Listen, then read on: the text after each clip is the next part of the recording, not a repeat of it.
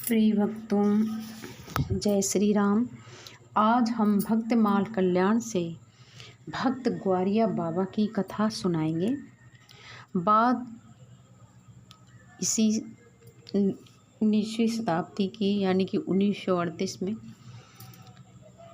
वृंदावन में एक संत हो गए हैं जो कि गौर वर्ण लंबा शरीर, पैर तक लटकता ढीला ढाला कुर्ता, इनके शरीर का एक एक रोम तक सफ़ेद हो गया था और उनकी शरीर की झुर्रियों एवं केशों से पता चलता था कि उनकी उम्र बहुत अधिक थी। ये भगवान की कृष्ण के बहुत बड़े भक्त थे और उनके कृष्ण भगवान में सख्त निष्ठा थी, यानी ये कृष्ण भगवान को अपना सखा कहते थे। क्योंकि कृष्ण भगवान जो थे वे गाय चराते थे, तो वो ग्वारिया यानी कि ग्वाला हो गए, तो ये भी अपने को ग्वारिया यानी कि चरवाहा कहते थे। संसार को भी उनके परिचय के रूप में उनका नाम ग्वारिया बाबा ही प्राप्त है। शास्त्र की आज्ञा है कि गृह त्यागी साधु अपने पूर्व आश्रम का स्मरण ना करे, पूछने पर भी घर तथा घर का नाम ना बताए। श्री ग्वारिया बाबा ने इस आज्ञा का इतनी दृढ़ता से पालन किया कि उनके घनिष्ठ परिचय में रहने वाले भी नहीं जानते कि बाबा की जन्मभूमि कहाँ थी, उनका घर का नाम क्या था, कहाँ से हैं वो। किसी ने पूछा, बाबा आपने किस संप्रदाय में दीक्षा ली, तो हमेशा उत्तर देते, सभी संप्रदाय मेरे हैं। वृंदावन आने से पूर्व श्री ग्वारिया बाबा का महाराज जयपुर, श्री माधव सिंह जी महाराज ग्वालियर, श्री माधव राव जी तथा दतिया एवं चरखारी के राजकुल से घनिष्ठ संपर्क रहा है।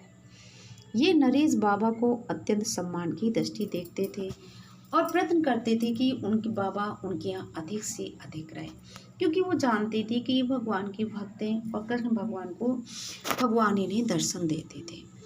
राजमहल में इनके भीतर आने जाने में कोई मनाही नहीं थी। उनसे राजकुल की महिलाएं अनेक बार संगीत एवं वाद्य की शिक्षा प्राप्त करती थी। महापुरुषों की प्रकृति को समझना संसारिक लोगों के लिए कभी सरल नहीं रहा। उसमें भी चपल चूड़ामणि श्री श्याम सुंदर के सखाओं के वृत्ति का तो पूछना ही क्या। ग्वारिया बाबा हमेशा भगवान कृष्ण के सखा भाव में मगन रहते थे। जब वे किसी राजमहल में रहते तो अपने हाथ से झाड़ू लगाया करते। उनके कार्य में बाधा देने का साहस किसी को नहीं था। एक बार आपने जयपुर के महाराज से कहा कि मैं जेल में रहूंगा। अब महाराज जी उन्हें कैसे जेल में रख के, ऐसा हो ही नहीं सकता था। तो महाराज जी ने एक लोहे के सीखचों का पिंजड़ा बनवाया और उसे महल के कमरों में रखवा दिया। इससे ग्वारिया बाबा संतुष्ट हो जाए, ऐसा महाराज चाहते थे। किंतु बाबा कहाँ मानने वाले थे, उन्हें तो जेल में ही रहना था। अंत में महाराज को संत का हठ स्वीकार करना पड़ा। वह पिंजरा जेल में रखा गया। बंदियों के वस्त्र पहनकर ग्वारिया बाबा जेल में उस पिंजरे में रहे। उन दिनों वे जेल का समान भोजन ही करते थे और समान बंदियों के समान ही व्यवहार करते थे। वृंदावन आने पर वह पिंजरा भी बाबा अपने साथ लेवा लाए रहे। जयपुर रहते हुए ग्वारिया बाबा एक बार कई दिनों तक पूरे दिन भर राजमहल में बाहर रहते थे। साधु संत थे, उन्हें कोई रोकता टोकता था नहीं और महाराज जी भी जानते थे। सत्संग होता था उनका और भगवान दर्शन देते हैं, तो उन्हें कोई रोकता टोकता नहीं था और किसी की हिम्मत भी नहीं होती थी। तो किसी को कुछ बताए बिना जयपुर में सुबह निकल जाते थे। प्रातःकाल मजदूर के वेश में ठाठा बांधकर आप वहाँ मजदूरी करने पहुँच जाते थे। दिन भर परिश्रम करते, सायंकाल ठेकेदार इन्हें कुछ दे देता और कहते, मालिक कल मैं नहीं आऊँगा, आप मुझे छुट्टी दे दीजिए, मेरे पैसे दे दीजिए। ठेकेदार कहाँ इतना परिश्रमी मजदूर को छोड़ना चाहते थे। बोले तुझे छुट्टी नहीं मिलेगी, पैसे तो सबके साथ ही बटेंगे। सप्ताह के अंत में मजदूरी बंटने का दिन आया। उस दिन ग्वारिया बाबा मजदूर के वेश में न जाकर अपना वही जैसे कि चोगा लंबा सा लबादा पहनते थे और पहुंच गए। ठेकेदार और मजदूर चकित रह गए कि ये तो महाराज के साथ बग्घी पर घूमने निकलते हैं और 7 दिन तक इन्होंने यहाँ पर मजदूरी की। बाबा ने अपनी मजदूरी के पैसे ठेकेदार से लिए और बालकों को और बंदरों को मयूरों को खिलाने के लिए चने खरीदे और बढ़िया बाबा मस्त रहते थे। एक बार पतंग उड़ाते समय एक बच्चा छत से गिरकर खत्म हो गया। ये कहने तो ये समान घटना थी, ऐसी घटनाएं देश में प्राय होती रहती थी, लेकिन ग्वारिया बाबा ने अपने मुंह में कालिक बोल दी। किसी ने कारण पूछा कि बाबा आपने कालिक क्यों पोती है, तो वे लोग बोले देखो पतंग उड़ाते हुए वो लड़का मर गया और मेरा मुंह काला हुआ। ऊपर की ओर देखना और नीचे का ध्यान न रखना ऐसा ही सर्वनाश कराता है। ग्वारिया बाबा जो थे तो हमेशा ब्रजभाषा बोलते थे और लिखते थे। वृंदावन आने पर कई वर्षों तक ये मौन रहे और ये ब्रजभाषा में ही लिखकर बात करते थे।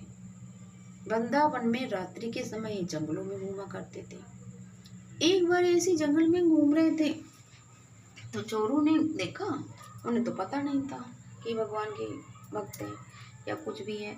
उनने कहा चोरी करने चल रहे थे, उन्होंने कहा बाबा चोरी करे चलियो। अब ग्वारिया बाबा तो समझे कि हमारे श्याम सुंदर ही हैं, कहीं दही चोरी करने जा रहे हैं, तो बोले हाँ चलेंगे चलेंगे। तो चोर इनको लेकर एक घर में घुस गए। चोर अपना बढ़िया चोरी करने में लग गए और ग्वारिया बाबा खाने पीने की सामग्री ढूंढने लगे।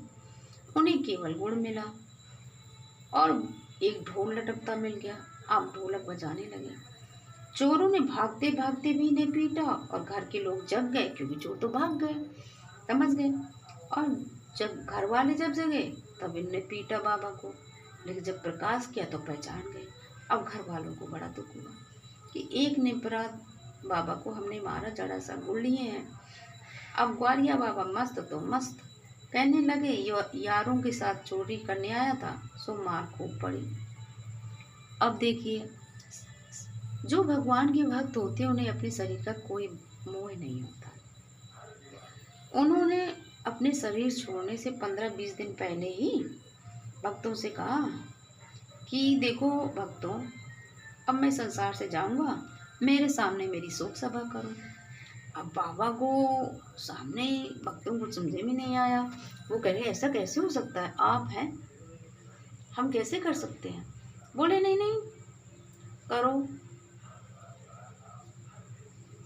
फिर बाबा ने अपनी बात कही कि मेरा कोई स्मारक न रखा जाए, मेरा कोई चरित्र न लिखा जाए। ये बाबा का आदेश था। और उन्होंने शरीर छोड़ते समय भगवान के मंदिर से आया हुआ भगवान का चरणामृत ग्रहण किया। शरीर को शिथिल देखकर कुछ लोगों ने उनको दवा देनी चाहिए, लेकिन बाबा ने मुंह खोला नहीं। जैसी ग्वारिया बाबा की इच्छा थी कि उनका शरीर वृंदावन के प्रमुख मंदिरों के सामने से गुजरे, तो सब लोगों ने उनकी आखिरी इच्छा पूरी की। वृंदावन के प्रत्येक मंदिर के सामने इनके शरीर शव को निकाला गया। इस प्रकार सभी प्रमुख मंदिरों का प्रसाद लेकर वे देवबसी वट के समीप श्री यमुना जी की गोद में विसर्जित कर दी गई। सबसे आश्चर्य की बात ये थी कि एक वृंदावन के बंगाली डॉक्टर कहीं बाहर गए थे। बाबा के शरीर छोड़ने के 3 दिन बाद आए और वो आए तो बोले अरे मैंने तो सुना था कि ग्वारिया बाबा केवल ब्रजवासियों के घर का ही प्रसाद लेते हैं, पर आज प्रातः वो मेरे यहाँ आए थे और माँ का दूध पी गए। तब डॉक्टर को बताया गया कि बाबा का शरीर तो 3 दिन पहले ही छूट गया है। तब वो इस पर बड़ी कठिनता से विश्वास कर सके, क्योंकि सुबह ही उनसे दूध मांगकर वो पी गए थे। इसी प्रकार अपने एक श्रद्धालु को बाबा ने स्वप्न में दर्शन दिया और बताया मैं तुम्हें भगवान के पास ले जाने आऊँगा। वह व्यक्ति बीमार था पर स्वप्न देखकर स्वस्थ हो गया, लेकिन निश्चित तिथि को उसका शरीर सहसा छूट गया। श्री ग्वारिया बाबा वृंदावन के इस पिछले समय के सब में प्रसिद्ध संतों में हुए। उन्होंने अपनी मस्ती में बस केवल एक ही शिक्षा दी है कि श्री ब्रजराज कुमार कृष्ण केवल भाव के वश हैं।